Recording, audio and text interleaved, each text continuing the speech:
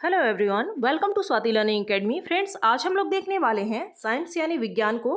यह seated paper 2 वालों के लिए है। साथ ही साथ अगर आप इसका पीडीएफ चाहते हैं तो इस वीडियो के डिस्क्रिप्शन में टेलीग्राम चैनल का लिंक दिया गया है, जहां जाकर आप इसे डाउनलोड कर सकते हैं और पढ़ सकते हैं।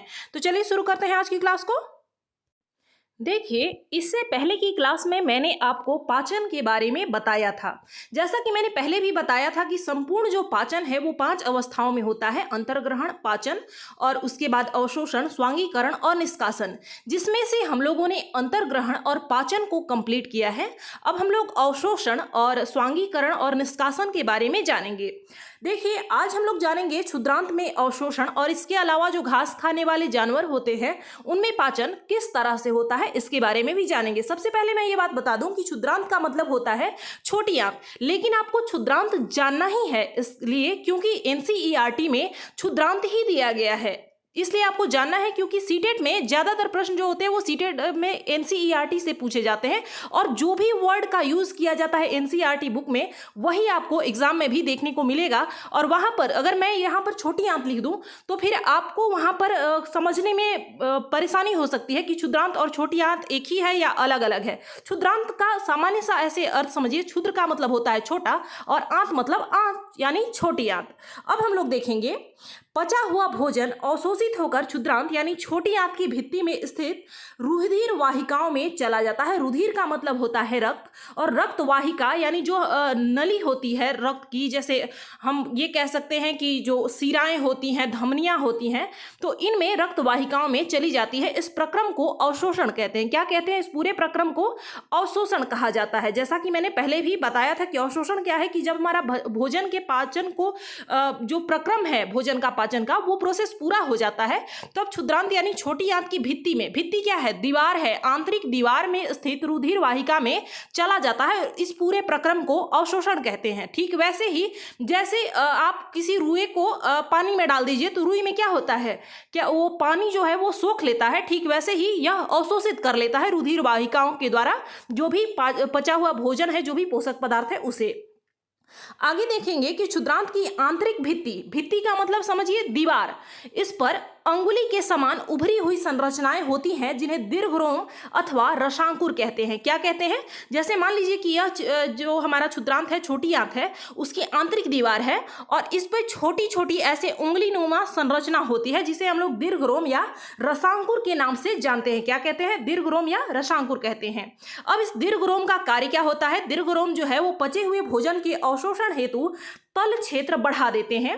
प्रत्येक दीर्घरोम में सूक्ष्म रुधिर वाहिकाओं का जाल फैला रहता है। सूक्ष्म यानी एकदम छोटा छोटा रुधिर वाहिका का जाल फैला हुआ रहता है, और दीर्घरोम की सतह से पचे हुए भोजन का अवशोषण होता है। दीर्घरोम की सतह से क्या होता है, जो जिसे हम लोग ये भी कहते हैं रसांकुर कहते हैं, उसका कार्य क्या होता है कि उसकी सतह पर जो भी पचा हुआ भोजन जब आता है तो उसका अवशोषण हो जाता है, और यह सीधे दीर्घरोम से होकर यह रुधिर वाहिकाओं यानी हमारे रक्त में चला जाता है, और इस पूरे प्रक्रम को हम लोग अवशोषण के नाम से जानते हैं। यहां तक आप लोगों को कोई डाउट नहीं होना चाहिए।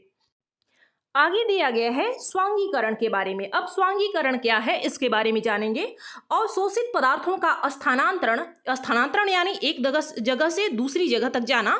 इनका स्थानांतरण कहाँ होता है? रुधिर वाहिकाओं द्वारा शरीर के विभिन्न भागों तक होता है, क्योंकि जो हमारी नसें हैं वे एक पूरे शरीर में फैली होती हैं, तो इन नसों के द्वारा क्या होता है, जो भी पोषक पदार्थ होते हैं, अवशोषित पदार्थ होते हैं, उनका स्थानांतरण यानी एक जगह से दूसरी जगह उन्हें पहुंचाया जाता है, जहां उनका उपयोग जटिल पदार्थों को बनाने में किया जाता है। इस प्रक्रम को स्वांगीकरण कहते हैं। कोशिकाओं में उपस्थित ग्लूकोज का विघटन ऑक्सीजन की सहायता से कार्बन डाइऑक्साइड एवं जल में हो जाता है और ऊर्जा मुक्त होती है, और इसी ऊर्जा से हम लोग अपना कार्य कर पाते हैं। सामान्य सा मतलब समझिए, जैसे मैंने बताया था अंतर्ग्रहण। अंतर्ग्रहण क्या है? जब आपने भोजन को उठा के खाया मुंह में, उसके बाद पाचन होता है। पाचन क्या है? जो भी कार्बोहाइड्रेट, वसा, प्रोटीन आदि हैं उनका सरल पदार्थों में टूट जाना, विघटित हो जाना ही पाचन है। उसके बाद अवशोषण क्या हो गया? जब पचा हुआ भोजन हमारी नसों के द्वारा, रुधिर वाहिकाओं के द्वारा सोख लिया जाता है, अवशोषित कर लिया जाता है, वही है हमारा अवशोषण। और स्वांगीकरण क्या है? सामान्य शब्दों में समझिए कि जो भी अवशोषित भोज्य पदार्थ हैं, जो भी जिसका अवशोषण यानी जिसका हमने सोखा है, जो भी पोषक पदार्थ हमारी नसों ने, रुधिर वाहिकाओं ने सोखा है, उसका जब हम लोग उपयोग अपने शरीर में करते हैं, कुछ भी बनाने के लिए, कहीं भी टूट फूट हुई है उसका मरम्मत करने के लिए, किसी भी कार्य को करने के लिए लिए जब हमें ऊर्जा चाहिए होता है, तो वो ऊर्जा जब हमें मिलने लगता है तो उसी प्रक्रम को हम लोग स्वांगीकरण कहते हैं। इस प्रक्रम को क्या कहते हैं? स्वांगीकरण कहते हैं। अब आगे है बृहदान्त के बारे में। बृहदान्त जो है इसका मतलब होता है बड़ी आंत। बृहद यह दो शब्दों से मिलकर बना है। बृहद का मतलब होता है बड़ा और आंत का मतलब आंत ही है, यानी बड़ी आंत। अब इसमें क्या होता है कि भोजन का यह जो भाग है जिसका पाचन नहीं हो पाता अथवा अवशोषण नहीं होता, वो उसे बृहदान्त में भेज दिया जाता है, यानी बड़ी आंत में भेज दिया जाता है। यह जो बड़ी आंत है वो क्षुद्रांत की अपेक्षा चौड़ी एवं छोटी होती है, यानी इसकी चौड़ाई ज्यादा होती है, लेकिन यह जो छोटी आंत है उसकी अपेक्षा यह इसकी लंबाई छोटी होती है। इसकी लंबाई लगभग 1.5 मीटर लंबी होती है। देखिए, कहा जा रहा है कि भोजन का वह भाग, क्योंकि संपूर्ण भोजन का पाचन नहीं हो पाता है, हम लोग जो कुछ भी खाते हैं उसमें बहुत सारे अपशिष्ट पदार्थ भी होते हैं जिनका पाचन संभव नहीं है, तो ऐसे भोजन को फिर क्या किया जाता है? छोटी आंत से बड़ी आंत में भेज दिया जाता है। और यह जो बड़ी आंत होती है यह चौड़ी होती है और छोटी होती है। इसका नाम ही है केवल बड़ी आंत, लेकिन इसकी जो लंबाई है वो छोटी है। यह लगभग 1.5 मीटर होती है और इसका मुख्य कार्य जो है जल एवं कुछ लवणों का अवशोषण करना है। जो भोजन छोटी आंत से बड़ी आंत में भेजा गया है, जो पचा हुआ भोजन है, उसमें कुछ जल और कुछ खनिज लवण रह जाते हैं, उसका अवशोषण करना ही बड़ी आंत का काम है। और बचा हुआ अपचित भोजन, अपचित यानी बिना पचा हुआ पदार्थ, मलाशय में चला जाता है तथा अर्धमल के रूप में रहता है। समय समय पर गुदा द्वारा यह मल बाहर निकाल दिया जाता है और इसे निष्कासन कहते हैं। यानी जब अपचित पदार्थ को, जिसे हमारा शरीर नहीं पचा पाता है, उसे जब बाहर निकालते हैं, उस प्रक्रिया को निष्कासन कहा जाता है। यहां तक हो गई बात। फ्रेंड्स, अभी हमने जिस पाचन, अवशोषण, निष्कासन आदि के बारे में जाना, वो उन जंतुओं के लिए था, यानी जो कि घास नहीं खाते हैं। सामान्य मानव के में जो पाचन तंत्र है, मानव का जो डाइजेस्टिव सिस्टम है, इसके बारे में हमने जाना।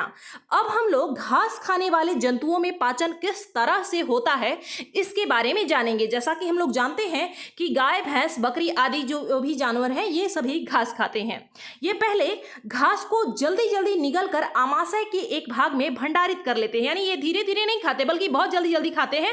और यह क्या करते हैं? आमाशय के एक भाग में भंडारित कर लेते हैं। यह भाग रुमेन कहलाता है। जिस भाग में ये जो बिना चबाए हुए भोजन को जमा करते हैं, उस भाग को रुमेन कहा जाता है, या फिर इसे दूसरे शब्दों में कहें तो प्रथम आमाशय कहलाता है। क्या कहा जाता है? रुमेन या प्रथम आमाशय।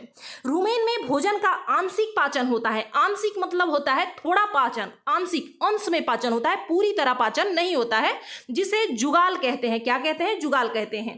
परंतु बाद में जंतु इसको छोटे पिंडकों के रूप में पुनः मुख में लाता है तथा जिसे वह चबाता रहता है। आपने अक्सर देखा होगा कि गाय, भैंस आदि जब आराम कर रहे होते हैं, उस समय वो अपने मुंह में कुछ ला ला कर चबा रहे होते हैं। तो यही होता है, जब वो जल्दीबाजी में निगल जाते हैं भोजन को और वहां उसका आंशिक पाचन हो जाता है उनके रुमेन में, और बाद में वे धीरे धीरे उस भोजन को छोटे पिंडक के रूप में, यानी छोटे छोटे टुकड़ों के रूप में अपने मुंह में लाते हैं और फिर से उसे चबाते हैं अच्छे से। इस प्रक्रम को रोमंथन यानी जुगाली करना कहते हैं। क्या कहते हैं? इस पूरे प्रक्रम को रोमंथन या फिर जुगाली करना कहते हैं। लेकिन रुमेन में जो आंशिक पाचन होता है उसे क्या कहा जाता है? रुमेन में जो भोजन का आंशिक पाचन होता है उसे जुगाल कहते हैं, और वहीं दोबारा से भोजन को मुख में लाकर चबाने की प्रक्रिया को रोमंथन या जुगाली करना कहा जाता है। तथा ऐसे जंतु, यानी जो जंतु जुगाली करते हैं, उन्हें रूमिनेंट अथवा रोमंथी कहलाते हैं। उन्हें क्या कहा जाता है? गाय क्या हो गया? रूमिनेंट हो गया, या फिर इसे रोमंथी भी कह सकते हैं। भैंस क्या हो गई? ये रूमिनेंट या रोमंथी हम लोग कह सकते हैं। सामान्य सा मतलब समझिए, वैसे जंतु जो जुगाली करते हैं उन्हें रूमिनेंट अथवा रोमंथी कहलाते हैं। आगे दिया गया है कि रूमिनेंट में आमाशय 4 भागों में बटा होता है, यानी वैसे जानवर जो जुगाली करते हैं उन्हें रूमिनेंट कहते हैं, और रूमिनेंट में आमाशय जो होता है वो 4 भागों में बटा होता है। जैसा कि मैंने पहले कहा था कि जो प्रथम भाग होता है जिसमें भोजन निगल कर रखते हैं उसे प्रथम आमाशय या फिर रूमेन कहा जाता है, और इसके अतिरिक्त 3 और भाग होते हैं उनके आमाशय के। ये उन जानवरों के लिए है जो कि घास खाते हैं। घास में सेलुलोज की प्रचुरता होती है, यानी घास में क्या होता है? सेलुलोज की प्रचुरता होती है। अब सेलुलोज क्या है, जो कि एक प्रकार का कार्बोहाइड्रेट है। जैसे हमारे अंदर कार्बोहाइड्रेट है, वैसे ही कार्बोहाइड्रेट का ही रूप है सेलुलोज।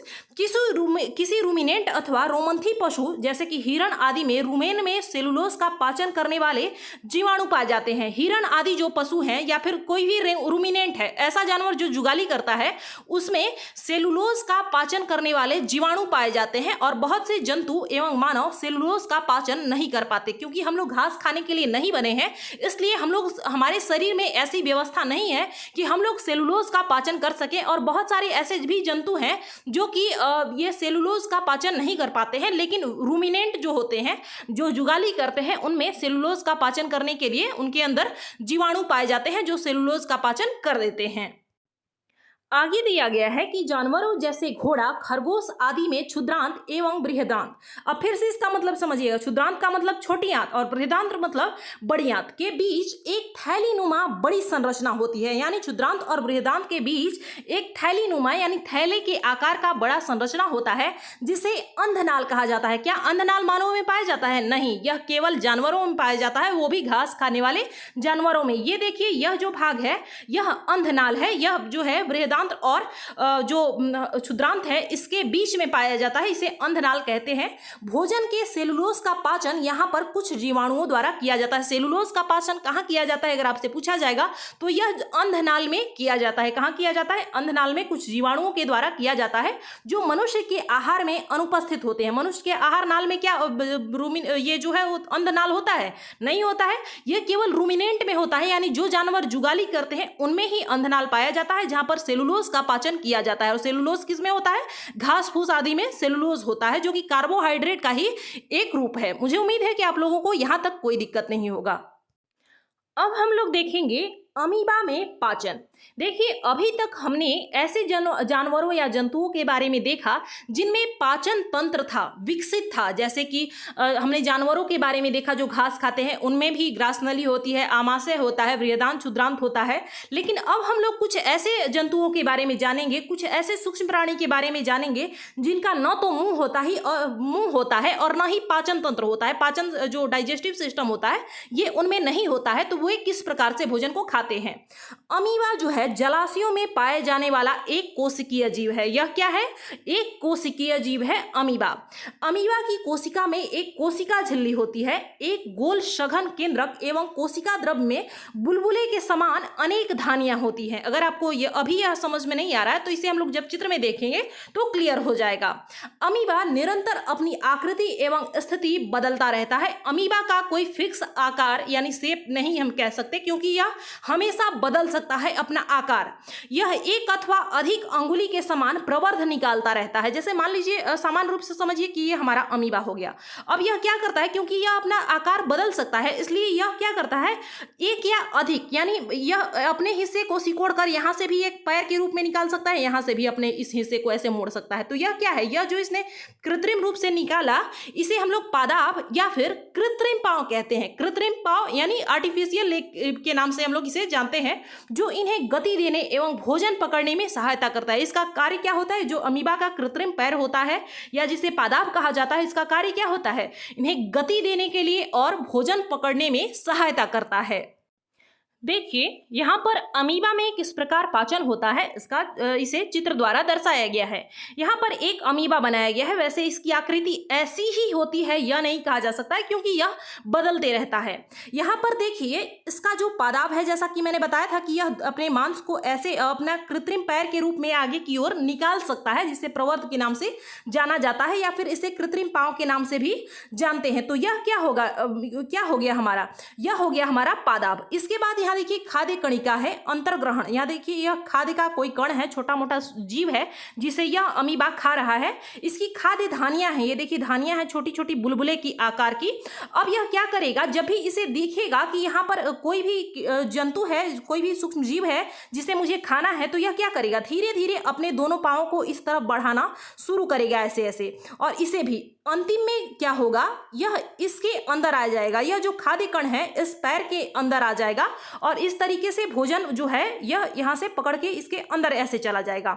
उसके बाद यहाँ पर इसका पाचन होगा खाद्य धानी में और फिर जो भी अपशिष्ट पदार्थ होगा वो इस तरफ ऐसे निकाल दिया जाएगा। यही होता है अमीबा में पाचन, कुछ इसी तरीके का होता है। यहाँ पर एक केंद्रक होता है। अमीबा जो है एक कोशिकीय जीव है और इसका आकार जो है, आकृति है, वो निरंतर बदलते रहता है। इसका अच्छे से नोट्स बना लीजिएगा आप लोग।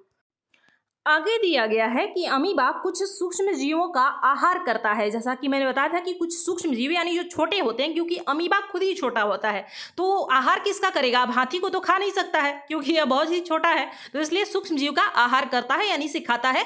जब इसे भोजन का आभास होता है तो यह खाद्य कण के चारों ओर पादाप विकसित करके उसे निगल लेता है। जैसा कि मैंने बताया कि इसका जो पैर होता है कृत्रिम, उसे बढ़ाते जाता है। अगर यहाँ छोटा सा खाद्य कण दिखाई दिया तो यह क्या करेगा, अब इसे लगेगा कि हाँ आभास हो रहा है कि यहाँ पर कुछ खाने लायक है, तो फिर यह पैर को बढ़ाना शुरू कर देगा और इस तरीके से यह खाद्य जो है इसके अंदर चला जाएगा। तो यही यह करता है और इसी की सहायता से यह जो पादाप होता है, कृत्रिम पैर होता है, इसी के द्वारा यह खाता है। खाद्य पदार्थ उसकी खाद्य धानी में फंस जाता है। कहां जाकर फंस जाता है, खाद्य धानी में फंस जाता है, जो कि मैंने अभी चित्र में दिखाया था। खाद्य धानी में ही पाचक रस स्रावित होते हैं। क्या होता है वहां पर, पाचक रस जो डाइजेस्टिव जूस है उसका स्राव होता है। ये खाद्य पदार्थों पर क्रिया करके उन्हें सरल पदार्थों में बदल देते हैं और पचा हुआ खाद्य धीरे धीरे अवशोषित हो जाता है। अवशोषित पदार्थ अमीबा की वृद्धि रख रखाव के लिए उपयोग किए जाते हैं। अवशोषित पदार्थ जो होते हैं, पचा हुआ भोजन, जो कि मानव में भी यही होता है कि जो भी अवशोषण होता है पोषक तत्वों का, वो हमारी वृद्धि के लिए, रख रखाव के लिए उपयोगी होता है। और जो बिना पचा हुआ अपशिष्ट पदार्थ है वो खाद्य धानी द्वारा ही बाहर निकाल दिया जाता है। क्या किया जाता है, अपशिष्ट पदार्थ को खाद्य धानी के द्वारा बाहर निकाल दिया जाता है। तो फ्रेंड्स इस क्लास में बस इतना ही। अगर आपको कहीं भी कोई डाउट है तो आप कमेंट करके पूछ सकते हैं बेझिझक, और मिलते हैं हम लोग अगली क्लास में। धन्यवाद।